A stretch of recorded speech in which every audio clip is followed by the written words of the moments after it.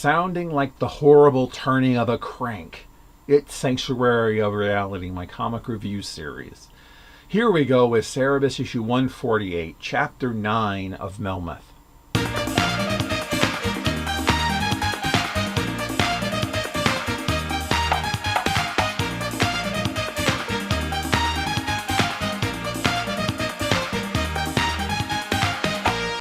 The narrative changes to remembrances of what happened by Robbie Ross, who returns to East after being implored by Reggie. He arrives in time to be told by the doctors that Sebastian Melmoth won't live longer than 2 more days. Melmoth is incredibly gaunt and frail now, unable to speak though he tries to, raising his hand when asked if he understands. Robbie manages to find a Terramite priest to give him what is basically the last rites. Robbie writes to Melmoth's agent and to his former flame Alfred Douglas. Dr. Tucker visits and thinks Melmoth may hang on for a few more days. Robbie and Reggie handle the disgusting parts of taking care of someone sick and bedridden. That night, both are called in by a nurse when Melmoth begins to release the death rattle, a horrible sound that grows slowly in loudness. After this, Melmoth's eyes no longer respond to light, and foam and blood have to be wiped away from his mouth.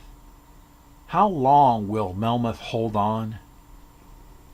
This is pretty much the climax of the Melmoth story. A couple of notes. The black spots that you see on Melmoth's forehead during the early parts of the story are not liver spots as I thought they were, but actually are supposed to be leeches. I had no idea what they were until I read Dave Sims' annotations in the back of the phone book, which I should point out go into a little greater detail than they do in the individual issues. So that's another good reason to pick up the phone book.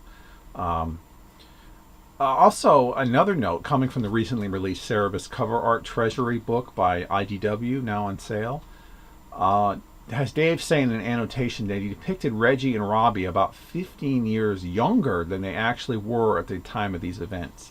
I don't know why that is, and maybe it's because he didn't have reference pictures for them of the particular age that they were supposed to be. So I thought that was a little bit interesting. This is a good issue, though a quick read considering the sparse amount of artwork and the layout design.